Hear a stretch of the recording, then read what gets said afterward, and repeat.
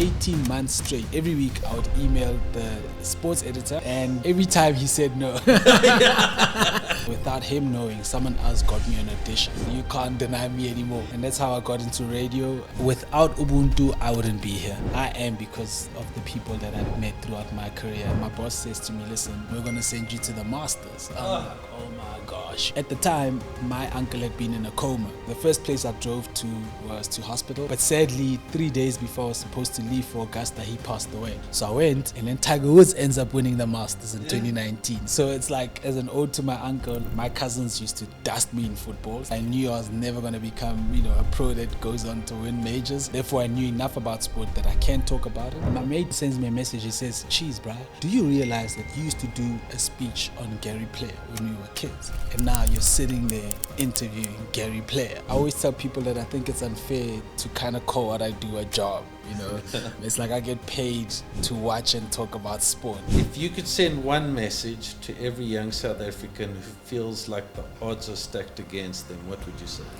I'd say, firstly, thank you very much for taking the time out to watch this video. I really hope that you do enjoy it. And the whole goal and what we want to achieve is getting to know people better through the 4 aspects of their life, through their spirituality, through their health, through their business, as well as their family. So enjoy it with us. And if you do enjoy this, can I ask you one thing, is to please subscribe and keep active and keep watching us. And let's grow this thing in South Africa together. Guys, welcome to another episode. And we've got the one and only Mr. OG Molefe. Welcome. thank you, Shona. Thanks for the invite. I'm looking forward to this, man. And yeah, let's get chatting, bro. Dive in. It's going to be very exciting. Yeah. Very exciting. So for anyone who hasn't seen you on SuperSport, who are you and how do you describe what you do? Oh man, I work for SuperSport. I think it's a blessing. In fact, I always tell people that I think it's unfair to kind of call what I do a job. It's like I get paid to watch and talk about sport. Like anyone would do it for free. Yeah, and travel the world. So I would gladly do it for free. It's just that I've got bills to pay. So someone's got to pay me for it. But essentially, like I'm call it a sports journalist, presenter, commentator. I've kind of almost done it all. Started in radio, my sports journalism sort of journey, and find myself now in television working for SuperSport. I've been doing it now, quick maths, if I do it, for 22 years, which is quite cool. That's crazy. Yeah. That's crazy. And how did it start off? You were saying you started in radio. Yeah, I started in radio. I also, like I always say, it's actually by maybe like it manifested, but I think it was by fluke as well. Like, so when I was in Technikon, I always knew I loved sport, and then growing up, in high school, I used to listen to YFM, which is like my favorite radio station. So literally when I was in school for 18 months straight, every week I would email the sports editor. He was the news editor as well. His name is Udo Karlse. Literally almost every day asking him for a job. And every time he said no. I knew nothing about radio. I knew nothing about sports journalism. I was studying information technology. I was a programmer, learning programming at school. So I knew nothing about the craft itself, but I knew I loved sport and watched literally everything. So lo and behold, 18 months later, without him knowing, someone else got me an audition. But he had to approve it. But only once he had approved it did I tell him who I was. I'm like, I'm that kid that's been emailing you for the last year and a half and you said no to. But now that you said yes, I can come and literally like volunteer. You can't like deny me anymore. Yeah. And that's how I got into radio. Learned that space. Worked at YFM for 3 glorious years. It was the best years of my life. And as a youngster, literally working with my idols, like all the best DJs you can think of. So that got me to the hottest parties for free. That got me almost everything I needed for free. And I was like the cool kid in my hood, And then fast forward to that, I got into television also kind of like by fluke. And there was a guy, Chawana Makadzi, who used to work at ETV doing sports for E News. And he was about to leave to become a lecturer at TUT. But his boss told him, listen, the only way you can leave is if you find your own replacement. But having now sort of worked around the guy, he kind of like, took a liking to me and said, would you be keen? I'm like, I'm not going to say no. I know nothing about television, but I'll try. Same thing. I went there. The guy's like, oh, you're not really too good, but we'll take you and train you. They trained me and I ended up spending 11 years at ETV. Yeah. Yes, interesting. Which is good. Yeah. So it was you kind of just obviously just kept on pursuing it. Yes. And that's eventually what got you into You it. know what I mean? Like almost like the deeper and deeper I got into it, the more I learned, obviously, learned the craft. And just being a sports nut made it all easy. So I kind of grew up playing everything. And I think I always say I was fortunate enough to know that I wasn't good enough to think I'd turn pro in anything because my cousins used to dust me in footballs. They were way better than me.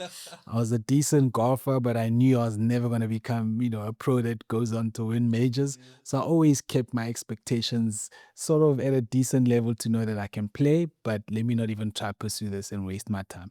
Therefore, I knew enough about sport that I can talk about it. So if you just teach me the parameters of how I do what I need to do professionally, I find myself then working 3 years in radio. And like I said, literally now a career spanning 22 years. Jeepers, man. And tell me, where did you grow up, OG? I was born on the west side of Johannesburg, in Kagiso, Township in Krugersdorp.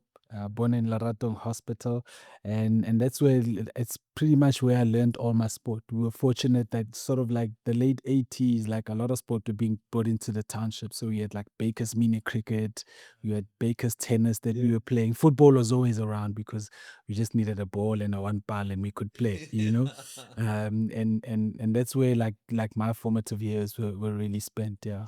So you always were into sport. You just loved sport. And it's crazy. Like I just found myself in it, and it was almost like the best way for me to express myself because I never really thought I was good at anything else. But I found myself in sport. That's why it's kind of crazy now, the fact that I work within the sports industry. It's not something like when the teachers asked me when I was young, what do you want to be when you grow up? I always maybe said a doctor or policeman. Is nothing to do with sports or a sportsman, but the fact that I ended up here, it's now it seems like it was perfect. So that's probably just your purpose, right? Absolutely. Where you just fell into it and it's just worked for you. And Absolutely. had a huge success of it. I mean, you've covered the Masters, you've covered the Open, Tour de France. Yeah. I'm very jealous of you because of that. The FIFA World Cup, the UEFA Champions League, the African Cup of Nations. Which one hit differently? Oh man, it's tough to choose, but I'm gonna have to say the Masters, and more because of a personal reason.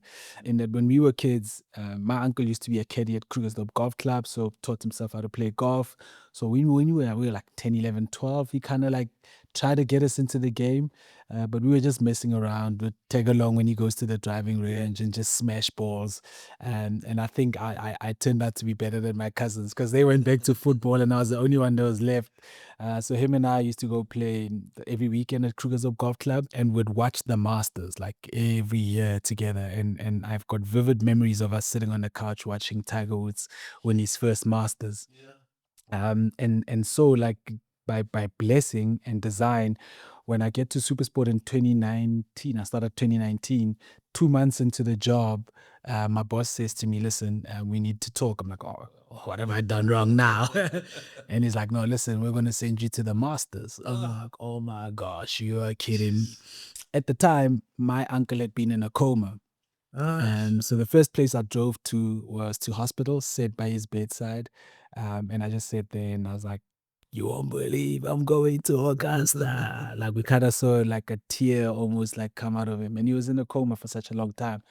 But sadly, 3 days before I was supposed to leave for Augusta, he passed away. And so that was sad. My aunt was like, listen, this guy wouldn't want you to be here. So you go, don't worry, we'll sort out everything here at home. So I went, and then Tiger Woods ends up winning the Masters in 2019. So it's like, yes, as an ode to my uncle, like I'm here. He's not, just passed away a couple of days before, and our favorite golfer wins the Masters, the biggest return in golf, his 15th major. And for me, for it to happen at my favorite major, my favorite golf course, and to be there and witness it live was like mind blowing. So, of all the stuff I've covered, and as much as football is like my number one passion, but being at the Masters to see Tiger win was the ultimate. I mean that is an experience that not many have, and you got to experience it on a different level. Obviously, you got to go into places that people can't go into, and I mean you've interviewed already the likes of Tiger Woods. Which must have been amazing. I mean, it was at the 2019 Masters, like, just being able to be in the presence, like, he seems like a mythical figure. I remember him coming. So also, like, SuperSport was cool because it gives us access to, like, the clubhouse. We could stand under. So every time, I'm sure you've seen, as the winners come through, there's a chain of people walking by. Just in front of the clubhouse, there's this massive tree, and you can literally just chill there. And at any given point in time, it's like, oh man, oh, there's John Rahm. Oh man, here's Scotty Scheffler. Oh, geez, here's Gary Player. Oh man, oh, there's Jack Nicklaus. You know what I mean? And my first conversation with Tiger was actually in that precinct. And I was like, oh man, here's my chance. I need to chat to this guy. And spoke to him for a couple of minutes. And then I had a flag actually.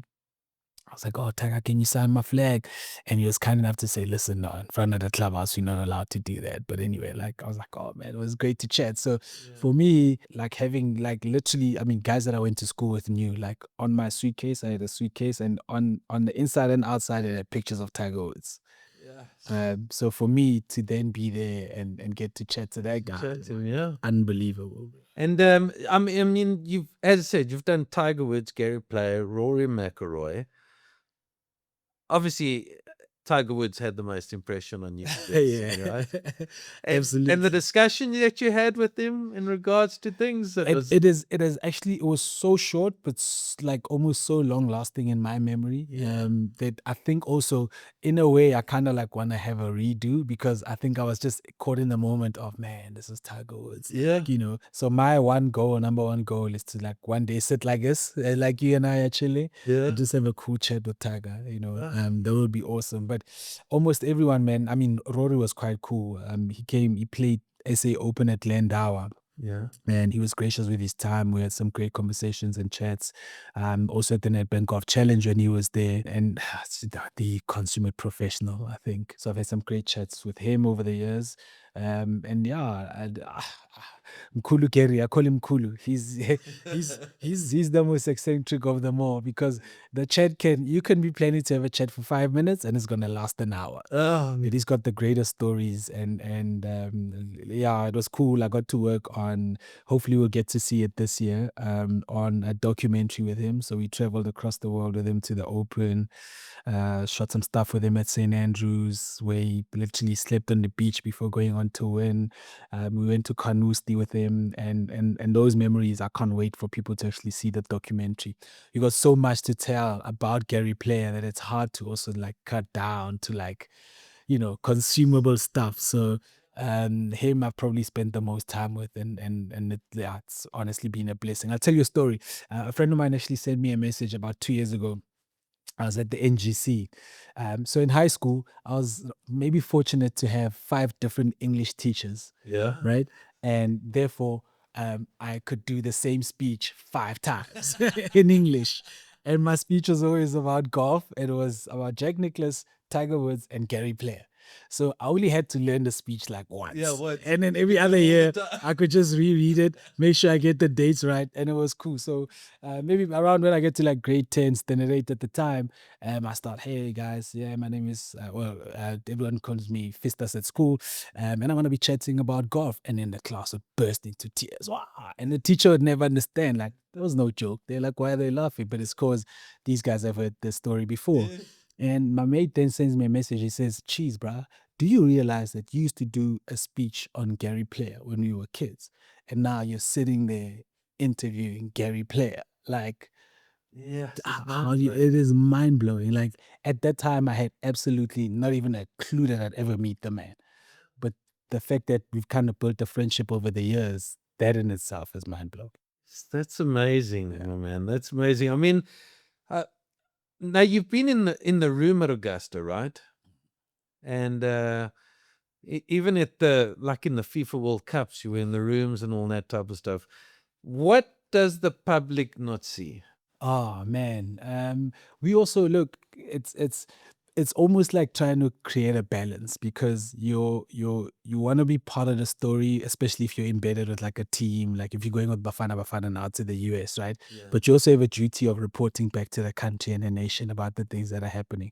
But the balance also has to be struck in that you've kind of almost built relationships with some of the players, some people in the coaching staff, and sometimes there might be things you find out like off the record that you kind of like really want to tell people, right? And unfortunately you can't. And then in the advent of social media, it was always funny because everybody's got an opinion about what's really going on. And I always say to myself, like, oh, you think you know, but you have no idea. And I wish I could tell you like some of the stuff. And it's like, and some of the things, and it's hard, especially when you're running a national team to sort of balance what you. I mean, I've got no clue about what happened now in the World Cup with Hugo Bruce picking the side he picked and going how he went. But there might be people that are there that have got the inside story of, geez, maybe he was backed into a corner to pick the side that he picked. But for us watching and me watching as a fan, I'm thinking, why would you be defensive in the first game of the World Cup? I would rather we lose having put together an attacking team and then come back and lose 5-0. Yeah. But for us to kind of be cowardly and try to defend and not play well, even though the coach says otherwise, we might not have the inside info of what really led to maybe that team being picked or whatever else happened. And therefore it's those little things and nuances you kind of have to try and balance that. Yes, your duty is to inform the nation, but there's sometimes like, a call you also kind of have to make to say, oh man, do I say Rele Mofokeng got injured at training? That might just be cues for the next team that are coming up who are maybe planning for him. Even though it's news, if I send it back home, maybe it's something you kind of don't blurt out, especially maybe if the team medical doctor has just told you like, oh, he's got a bit of a knock, but he'll be okay. Yes. Your duty is to the nation to report, but maybe it might be in this instance, oh, let me just keep this one. But if he's not, then maybe in the next team, then I can say to the doctor, look, let me report on it. So there's a lot of things like moving parts that are happening that over the years you kind of learn what you can report and what you really can't. Yeah. I guess you learn that the hard way sometimes. You do, yeah. Sometimes you get burned. The nation will nail a person. And sometimes you get burned. The whole I swear, I once got. It was actually during the 2010 FIFA World Cup, and we had done a press conference, and there was a lot happening around the time. And I remember after this press conference, and then like Ivan Koza calls me to the side. It's like, hey, come here. I'm like, oh my goodness, what have I done? Why is he calling me? And he literally sat me down for 2 hours just telling me stuff that even like now, I wish I could say on camera, but I can't. But he was essentially telling me like almost the sacrifices he's had to make, one, to defend Orlando Pirates as a team and how it gets to where it is and the sacrifices he had to make, but also some of the stuff he had to do and sacrifice to get the World Cup here. Yeah. And I was like, how did I get a chance to sit in this room? And it's literally just me and him for 2 hours. I didn't say a word. All I said was, hi, and I'm there. But it's like, I don't know if maybe he wanted to let off some stuff or he felt like, he can trust me to be able to say these things. A lot of them is stuff but it's like to hear him talk about it is like, geez, man, it's mind blowing. So there's a lot that the public don't have info on, and unfortunately, sometimes it's cool just to watch people's opinions and like, keep believing what you believe. Comes up with all these ideas and things. What do you call those things where people these philosophies or what do I call it? where you think something has happened, but it actually hasn't actually happened, right? No, it's very interesting. And you've got to. I guess you've got to protect, as a journalist, you've got to also know what to say and not to say. Be very careful around what you presenting. They always say the pen is mightier than the sword. So you could literally destroy or build a career. And sometimes that's what sports people get told all the time, that there's a time where you'll be shining and everyone looks up to you and writes, really glaring reports about you. But one mistake and the same pen might just chop you down and literally end your career.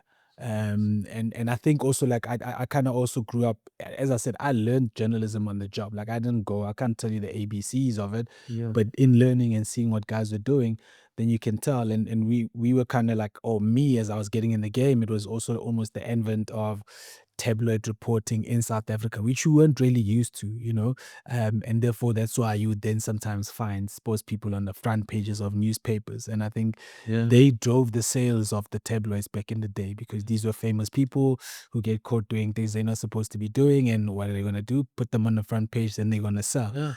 But as a sports journalist, like, your duty is almost just to talk about them on the field. And as a young reporter myself, like, then you'd get a question from your editor like, oh, how did you not know about this? I'm like, bruh, I wasn't at a club with the guy. But yeah, so that balancing act was like always tough, but just to learn and navigate. But these are things I learned as on the job, like I said. Yeah. And I mean, talking about that, you won Sports Journalist of the Year in 2007. Yeah, man, that was And then again in 2018. in right? Southern Africa. That was like it blew my mind, because, like I said, like I see myself more as a sports fan who got lucky to kind of get to do what I do. But like I said, if there's one thing I'm gonna do, I'm gonna learn how to do it to the best of my ability. I got to radio, I knew nothing about radio. By the time I left, I could produce a show, technical produce it for you, do an OB for someone else, and run the desk while they're in. And I never went to school for this stuff. But that's the stuff I said I'm gonna learn. And by the time I had left ETV, I'd learned how to operate a camera, edit. So I could literally be a one-man crew. I'd like, if they didn't have people, I'd be like, give me the car, give me the camera, give me the laptop, and I'll bring you the story. And so I think maybe that passion, and in every which way I sort of dabbled into what I wanted to do, maybe got me to that accolade. But even then, I mean, I learned from people like BVK, Khomotso Mokoena, Nkareng Matse. There were so many guys that really like took me under their wing when I got into this. Kwena Mwabelo, he was doing radio, so I like stuck to him like glue.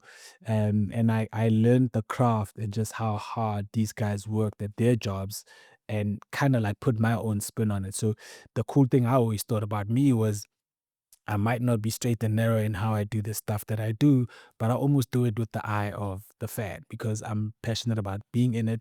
But one, I want to earn the credibility, so someone can't come back and say, but this guy never even did journalism. Why is he even telling me? And I must believe him. So I can't screw up on the job. I must do the basics right. And then I'll sprinkle a little bit of my personality onto it. And I guess, and it was cool because it's literally like those senior guys that also like vote on the awards. So for them to see me worthy to be called like South Africa's best journalist, they're like, no way. Crazy, man. Insane, bro. Yes. No, it's I mean, to be able to have won that award out of all of the journalists around, I mean, that just shows you in your passion, you're enjoying it, and that's what you just love doing. You're just flying in that passion of you. And it is like, and I think you were right earlier, like in that maybe even beginning, you don't quite see the purpose, but then it unfolds within the realm of what I'm doing, and it's like, it's led by the passion. And then I never started thinking, oh, I want to win awards. Like, there was never even what I was doing. All I did was like, I want to like package the best stories that I can put out every time I'm sent out on a story. Yeah. And if the collection of that then leads to an award, that was super cool. Tell me a little bit about the OG Molefe Foundation. Yeah. Actually, I started. This is something obviously that you've just started, and another passion of yours. Yeah. And what made you start it? What happened? I mean, essentially, like I said, I was fortunate to get into golf at a young age because my uncle played. So I had access to clubs. First hit his clubs, then they got me second-hand clubs, and that's how essentially I played. So once I had gotten into the sports reporting side of things, initially, like I said, I did a lot of football, which was like my number one passion. But because I could also talk and understood all the other sports, I covered cricket, rugby, tennis, you name it. I did it all pretty much. And I got to a point where like football kind of became too easy as well for me. Yeah. And to challenge myself, I was like, oh, I like golf. I can play golf. I play golf. Let me start covering golf. So I started covering Sunshine Tour events. I started covering then the European Tour events that were coming to South Africa. And it was pretty cool because it's a sport I know very well and I pretty much played it all my life. But we'd get to these tournaments, especially pre-tournament, and they would host like these golf clinics where some of the pros come. And there was one, I think, in Alexandra they used to do just before the Joburg Open. And they get a couple of kids, almost give them these lessons. And then for another year, they disappear. If you drive past the same park, you see the grass growing. Like, so there's no like program implemented for it to be like a continuous learning for those kids. Yeah. And I mean, I remember I always used to ask, and they would have all these people like the MEC of sport or the sports counselor or someone from the city. You'd have the head honchos from the tours, you'd have the players themselves. And every year I found myself asking, but like, guys, like, what happens to these kids when you guys leave and the tournament starts on Thursday? Yeah. Like, it's cool for you to have them here, have us here. We take photos and videos and we do the story. Oh, these guys were giving back and it was quite cool. But if I find these kids a month later, they would not have seen you again until maybe next year if they're lucky enough to be picked again. Yeah.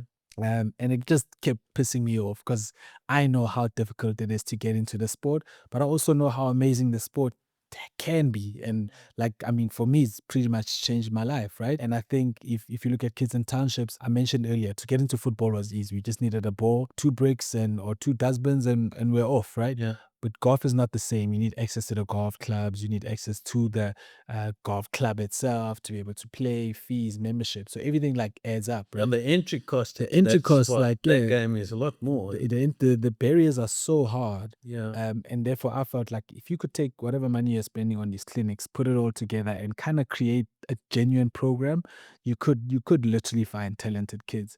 And I was like, look, I don't necessarily have the money.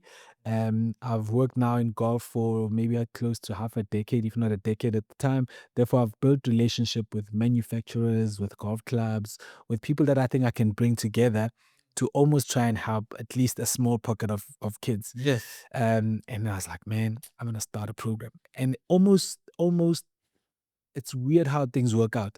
I had a mate at the time, Aaron Russell, worked for TaylorMade. He had just come back from working on the European tour as a fitter for some of the best players in the world. So he was running TaylorMade in SA. And literally the next day after no, in actual fact, chronologically, this is how this happens. Ranilo Lesulonyane was playing for Bafana Bafana and Kaizer Chiefs at the time. He was a mate of mine, and he was helping out kids in Meadowlands where he grew up. They had this field that they had cleaned up and built like a little soccer park. There was a guy Tepo who then coached some of the kids in golf, but they had like dilapidated golf clubs and whatever. And they were like, "Oh, yeah, can you help us out?" And then he was like, "Listen, I can help you with football, but I know nothing about golf. But I've got a mate who knows a lot about golf. Let me give him a call." Yeah. So Yaya calls me. He's like, "Hey Joe, I need you to come to Meadowlands and come see these kids. I think they're amazing, but I can't do anything for them." So I get in the car the following day. I drive to Meadowlands, and this field it literally used to be a dumping patch that they've cleaned up. And I see these kids, and they've got amazing swings, but they've got clubs that are like twice their length, and it's like hard, you know. And then the following day, that's when Aaron was like, "Listen, man, I've got like all the stuff that we actually don't sell off, but I literally almost have to destroy it. Like, can't you find a way of repurposing these?" And I'm like, "You have no idea where I was yesterday. I think this is a clear sign. I'm gonna start this foundation." And because I've got those relationships, and it wasn't just the guys from TaylorMade. I mean, I had people at Callaway, I had people who were still doing Nike Golf at the time. So many manufacturers who could then help us out. So we ended up building this driving range in Meadowlands. And I started the foundation. We did our first golf day at Ebotse in 2018. We lost a lot of money because we didn't know what we were doing. A friend of mine, Tepiso, pretty much bankrolled this thing, but it had started and gotten off the ground. And I think it gave us enough mileage for people to then take notice and then they'd help us out. So we ended up building a mobile library in Soweto, two, in fact, like kids, young kids and almost like high school kids that could access it. Yeah. We ended up putting computers in there. We were in talks with a massive company to put in the fiber and everything in there, and then COVID happened. Oh my goodness. Yeah. And a lot of the momentum we were building got destroyed by COVID. A lot of the kids we had started, we had built up to close about 60 kids now that we were helping get into the game, you know. And in that 2-year disruption, so to speak, it kind of became hard to then to continue to implement what we were trying to do. But and essentially that the reason I had started was to give access to kids, especially in townships, to be able to learn and play golf, because I believe what it can teach you is like it's so instrumental. I mean, you know about the stuff you learn from golf: integrity, self-discipline, the dedication that's required for you to be good at the game. And I thought if we could teach these kids and give them access to something they know nothing about, even if they don't become professional golfers, I think there's so much in the golf space that they can end up doing that could be another revenue stream for them or a career path for them that they would otherwise have never even thought about. And essentially, that's why I had started the foundation. Yeah, and I mean that's amazing. Any type of foundation which is giving, especially sport. I mean, it's that gives such a runway into their future and their lives. I mean, you take kids from creating nonsense, and causing cuck where they shouldn't be causing. Exactly, yeah. And now they're rather sitting on a sports field and enjoying sport. Yeah. And I mean, you're also teaching them, like you're saying, being able to be responsible and to be able to learn to be with team sports and getting to be on time, being practical, being, there's so much that you learn out of sport. Yeah. I mean, I listened to a podcast on a guy once that he was saying that he doesn't interview anybody in a management position who hasn't been playing sports. Wow. It's because that sport mindset, it teaches you, if you're in a team sport, it teaches you how to play with the team. And if you're in an individual sport, it teaches you how to build yourself and be strong in yourself, So especially those individual sports, and I guess in every sport, you're going to lose more than you're going to win. Yeah. And I think everyone always says that you're probably going to learn a lot more out of your losses than your wins, right? And if you can teach those kids those fundamentals at that early age, I mean, Lord knows what it's going to help them with in their lives, even if they end up not necessarily pursuing sport, but all those values that they can implement into anything they do. If you're having it hard at work, in a match, there's going to be a tough patch. There might be a patch where you score a hat trick, or you might just have to grind out a no draw, and that feels more like a win than actually winning a game. So there's so much that sport teaches you. My friends used to laugh, and I was like, I could never befriend anyone who doesn't play sports. And now that I think about it, can't date anyone. No, you can't date anyone either. Like 99% of my friends play sport. Good. And tell me, how's it going with the foundation now? Yeah, so and then I guess coming back after COVID, we kind of almost had to pivot. Because it's almost like you're rebuilding from the start now. And what I had found is that because the word had got out there of what we're trying to do, we were finding our kids who were already playing. They were really good. We're playing the development and amateur events throughout the country, but almost didn't have the resources to be able to keep competing. So we found a couple of them that we then helped out with literally kitting them out with new clubs, getting them coaching. We got mental coaching for the guys, because if you don't have access to that stuff, the guys you're competing against literally have the best of everything. They've got access to a mental coach, they've got access to a swing coach, and therefore they almost get better prepared at an amateur level to one day when they want to turn pro. As we are finding these kids who are like from disadvantaged communities, that yes, they've got the game, but they don't necessarily have the other tools that will then take them to that next step. So there was a kid, Kanyam Kizo, we said to him, listen, don't turn pro just yet. Give me a year to try and cook you, help you out with everything you need, and put you out there. He then did that, but the following year felt that he really wanted to turn pro. And we were like, cool, we've done our job. We've gotten you to the best position. Wasn't able to get a Sunshine Tour card, but got himself a Big Easy Tour card. And now he's a pro. There's another kid, Risani Magama, that we helped out. He played in a pro tournament at the Vodacom Origins at Pazula last year. Shot 29 on the front line against pros. 29. This kid is cooking. So he just got his Sunshine Tour card now, and we're kind of almost trying to build a big breed of these kids. Peña Sebata is this lovely young lady who's so determined and so good. We've helped her along her journey as well, and she's going off to college in the States in August. So we're kind of helping her on sort of that journey, and it's almost trying to now create and help out a lot more kids, especially take them down that path, because I mean, if she comes back with a great education and doesn't turn pro, that's fantastic.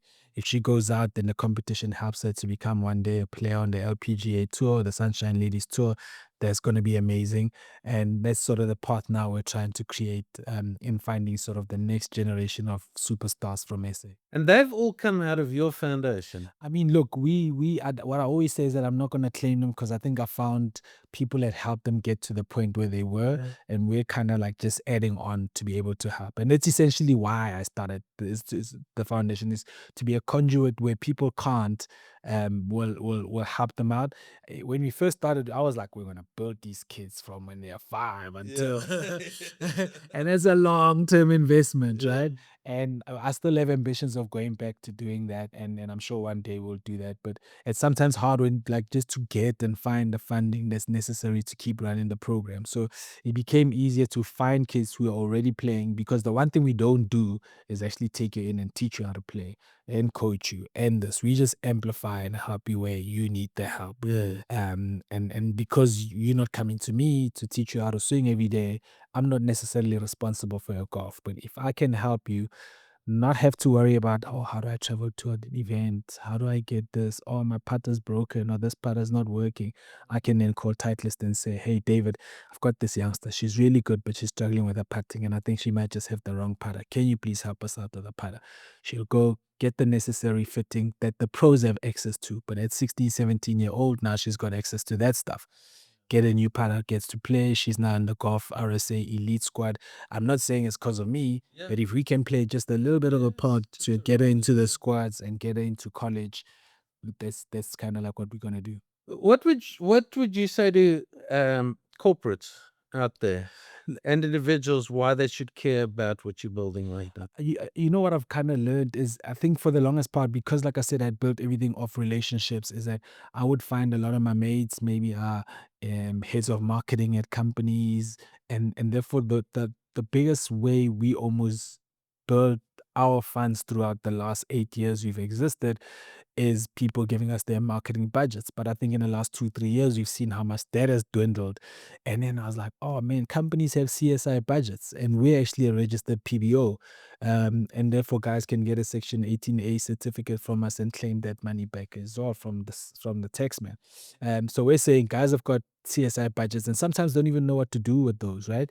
We're saying we're here and are actually building a program that actually works, that actually helps the country, helps the nation, helps build, better citizens for us in the future that will contribute back into the country. So help us be able to help them, and it is beneficial to you, because I now find out companies are sitting with huge CSI budgets, but they either don't know where to spend them or what to do with them, and we're like, we kind of have a proven track record that, like, listen, this is legit what we are doing, helping a next generation of South African golfers. So if you reach out to us, we can definitely take those funds and be able to help a lot more kids, because my goal is now to move. I mean, we've now started doing events in Cape Town and helping kids in Cape Town. We're doing events. Our next event is on the 4th of September in Durban. So we want to help our kids in Durban. So it's not just a Johannesburg thing, but to spread it throughout the country, and be able to then identify those talents and help them get to the next stage. Yeah, that's exciting, my man. Well done to you. Thanks, bro. Very well done to you. And, it's so good talking to people that give back, I mean, and it's such a nice thing that you're able to do that, especially in what you love once. Yeah. And it just all fits together like a glove. Yeah. As one would say.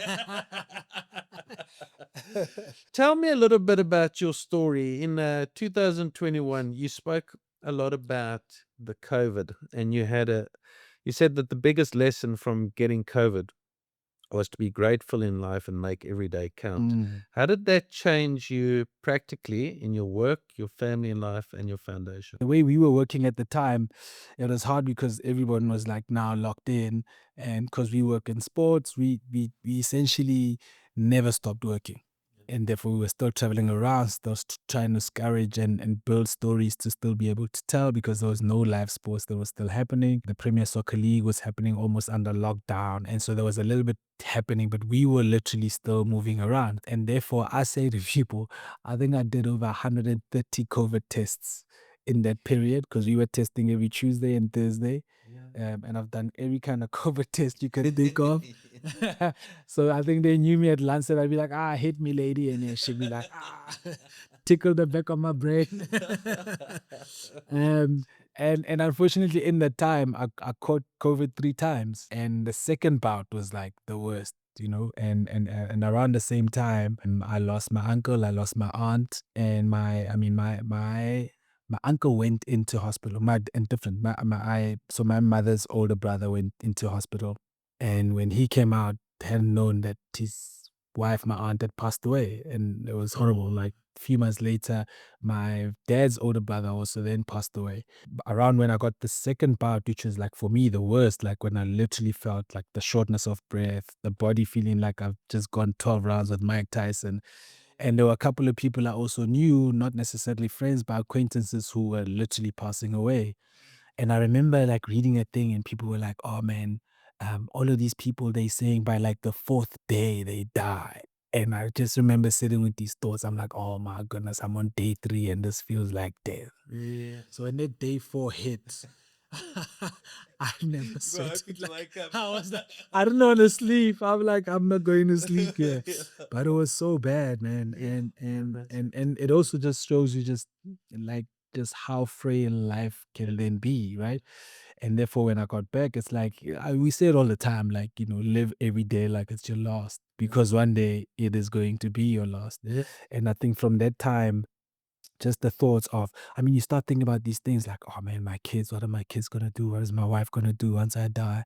Oh man, I still have parents. Like my parents buried my younger brother. The last thing I want is for them to bury their only living son, and you think about all those things, and it really makes you appreciate life a lot more.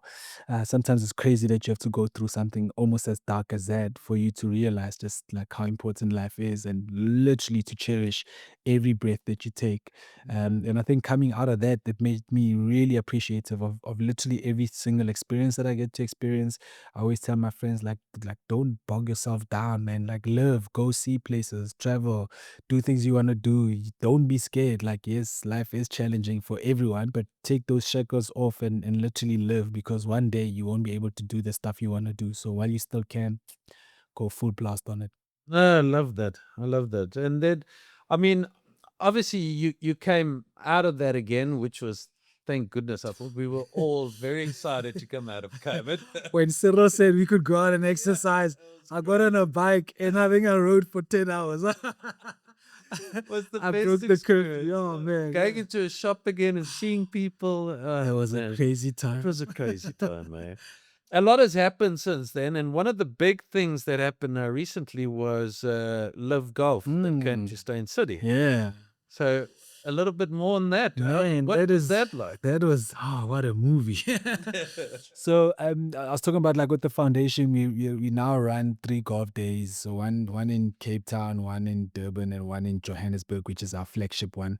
And therefore in 2025 last year, literally on the eve of us doing our Cape Town event, I get a call from, at the time, the Stingers, but the Southern Guards, to say we at the time we had started talking about trying to bring LIV Golf to South Africa, and what it would then need is obviously government support. And so I then reached out to the Ministry of Sport and Minister Mackenzie and his team. We had late night meetings talking about, listen, there's this thing called LIV Golf, and I think you guys should really be a part of it. So can I connect you guys and the team, and let's see how it happens. So we had these late night meetings, and fortunately the minister and his team were like, listen, this is the next big thing. So we want to be involved. We want to bring it to SA, bring some of the best golfers here. What do we need to do? I said, cool, leave it to us. So the Southern Guards with LIV then went, sort of cooked up a plan, and then one week I get a call like, listen, you have to get the minister to Korea for a LIV Golf event. We want him to experience it firsthand so he can see what we're talking about, and then let's take it from there. So I'm now panicking because I've got a golf day coming up. I need to make a decision. So I call my closest friends. I'm like, guys, I'm going to need you here. Like, I also can't tell people I'm not coming to this golf day, but I've got country duty to do. I got to go to Korea with the minister. So we go. He ends up experiencing it with his team, and it's like such an unbelievable experience there. Then we had our first meetings with like the LIV hierarchy, with the CEO and the COO, and there was such great chats because the minister just said to them, listen, we want to bring this thing to South Africa. What do you need from us? And they were like, oh, look, we can look at like a 2027, 2028 date. And Minister Mackenzie was like, no, we want this thing in South Africa in 2026. And they're like, oh man, the only almost gap we've got is in March, which would give us like 7-8 months to try and prepare for this thing. Yeah. And he was like, let's go, let's make it happen. So we came back from South Korea with like, oh my goodness, this is going to happen. About a month or so later, we went back to the UK at JCB, and everything was laid out and set to say, okay, we're going to make a big announcement to say LIV is coming to South Africa. So it was cool. We had Premier Panyaza Lusufi coming out as well as part of the announcement. We had Stephen Lowe from Stain City come as part of the announcement. Brian RSA were there. And it was like such a collective effort of everybody that says, listen, we back this thing. We know it's going to be hard. You don't have like a year to plan for it, just a few months, but we think we can stage easily one of the best experiences ever. And that's certainly what happened then, in March this year. But also, I think for even the small group of people that were in that first meeting in Korea at a breakfast table talking about this thing, I don't think either of us actually imagined how fantastic this thing was going to be. I mean, I remember standing on that first tee on the Thursday and looking at Louis Oosthuizen as he watched his friend Charles Schwartzel tee off in pain. His back, I mean, that guy shouldn't have even played. But he was so patriotic. He's like, listen, I'll do everything in my power to be able to play. I'm not going to miss the first LIV event in SA. So Charles literally played with a terrible back that week. But for Louis, watching him and shedding tears, I was like holding back the tears on that first tee and thinking, geez, we did it, man. From that first meeting where we were like, we can make this thing happen. And for me, I had the pride. Like, I'm just a kid from Kagiso, dog. Why was I sitting in a room with the CEO of LIV Golf and the Minister of Sports to say, let's bring a tournament to South Africa? When I started hitting golf clubs at Kagiso Stadium, like, there was not even a driving range in my hood. And I'm sitting in these rooms and helping to bring what was going to be the biggest sports spectacle we've ever seen since the 2010 World Cup. Like, my mind was like racing. So to stand on that first tee box and see it happen was such a full circle moment. And I hardly maybe sit back and say I'm proud of stuff I've done, but I was proud to have been able to be part of that team and bring LIV Golf to SA. Yeah, man. And I'm telling you, we experienced it as well. And it was probably one of the best sporting events that we've ever experienced. And now, obviously, we're waiting to hear years. Yeah. Listen, it'll come back. I think everybody's got like it's hands on deck right now to say there's definitely an appetite. And South Africa is a clear case study, right? We've been fortunate in South Africa to have seen some of the best golfers in the world. If you used to go to the $1 Million in Sun City, 12 of the best players that come, and people used to flock 2 hours to go see these guys play. And therefore, because we're starved of such quality, we're always going to back, especially sporting events like these. And we talk about 2010 and just how successful it is. That is still rated as the best World Cup ever. So you think about what we did during LIV Golf, that South Africans all come. I mean, there were people who hardly ever go to a golf tournament that I saw this week. I was like, you're here. It's like, yeah, I couldn't miss it, And it just shows that, and even talking to the players, I mean, chatting to Bryson and talking about like what he sort of experienced out here. And it's like, people are so respectful. These guys understand golf etiquette. Yes, everybody thinks LIV Golf is loud, there's music playing, but the guys understand golf. They understand the culture of the game. So they're not really revving the players as they're about to hit. It's like they respectfully watching. And I mean, what him and John Rahm did, and even for the Southern guys to almost, really go up and compete and trying to clinch the team win that week was superb. So I think we'll definitely, be able to again host the LIV Golf event. I think we've proven to the world that South Africa definitely can pull off big sporting events like that. So for me, it might look different when it comes back, but I certainly think we'll do it again. That's exciting. We'll hope and pray it does. Yeah, we have to. I'm sure we'll hear sometimes. We set the benchmark, so we want to just... But it's amazing what South Africa's like with sport. I mean, There's that quote of Nelson Mandela, right, that said, "Sport has the power to change the world." I mean, that's a quote that really does resonate with us South Africans. I mean, you take the Rugby World Cup, the Football World Cup, LIV Golf, how everybody just unites Yeah. in those massive tournaments. And I remember going to the Football World Cup, and like you in some Dodge area, but everybody's just screaming and shouting, and Right. drinking beer and having the best time of our lives. And we're all there together, you know, as one absolutely. nation, just having the best time. I mean, if you think about that Sunday, like out of nowhere, where the crowd just starts to sing the national anthem, and you're seeing the like Brendan, I think, was about to play a shot, and he pulls back and like he takes it all in, like it's all emotional, right? I was fortunate just like recently to cover the Comrades Marathon, like the ultimate human race, but what it does in bringing strangers together, people who've never even seen each other in their own lives, but they're helping each other get to a goal of running 90 kilometers and help each other get to the finish line. And I was fortunate to talk to Rory Steyn, who used to be Madiba's bodyguard when he was president. And he remembers the speech at the Laureate Sports Foundation, and they started out when he made that speech.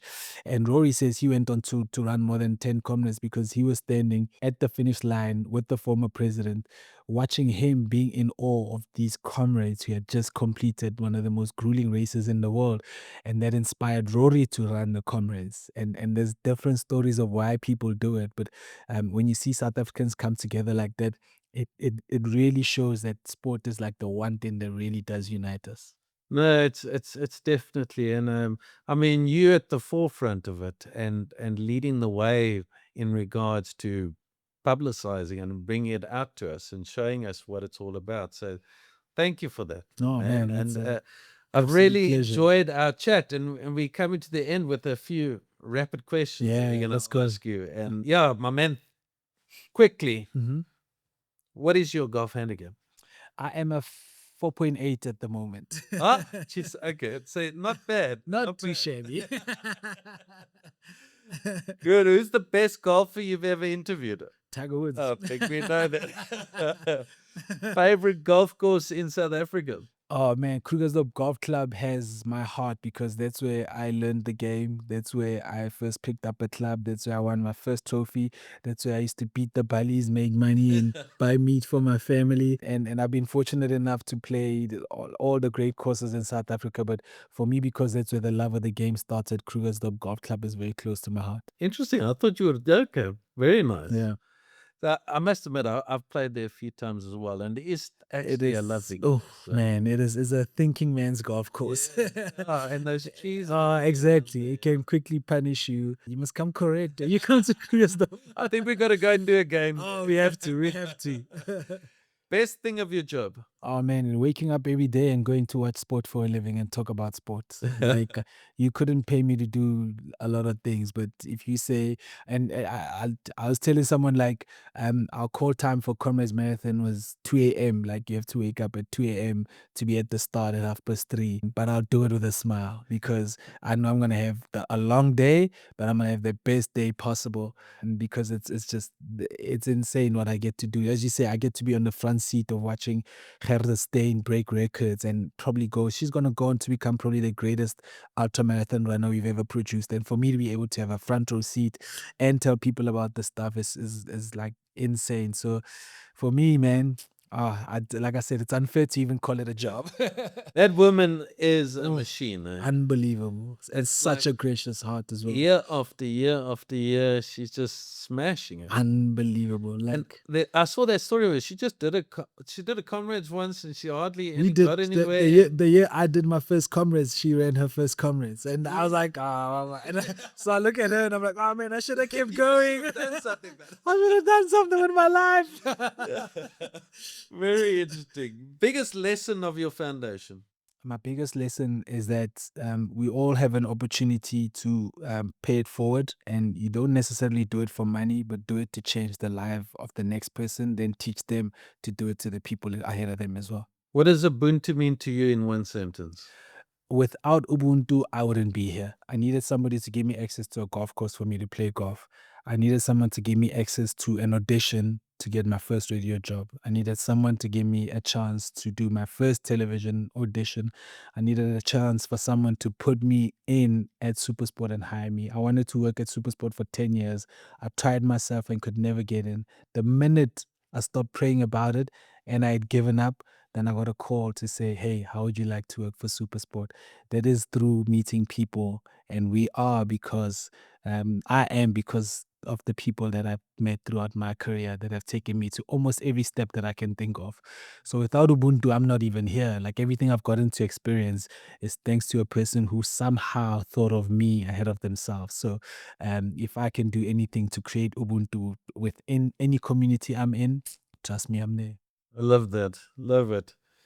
What would you tell your 18-year-old self? It's gonna work out, dog. It's gonna work out, dog. You don't know where the path is. I didn't know what I was gonna study at school. I had a science teacher, Mr. Spusiso Ngobe, who said to me, "Hey, there's this IT thing that's booming now. It seems like that's where the money is. Why don't you do that?" And I was like, "Okay, cool, sign me up." At 18, I didn't know what life was gonna be like, so I studied IT because Mr. Ngobe said I must try it out. I was so bored as a programmer. But yeah, I tell 18-year-old me that, hey, listen, do what you're doing. Don't worry, it's gonna work out. Love it. Last question. You grew up watching talented people get left behind. You built a foundation to make sure that fewer kids don't get left behind. If you could send one message to every young South African who feels like the odds are stacked against them, what would you say?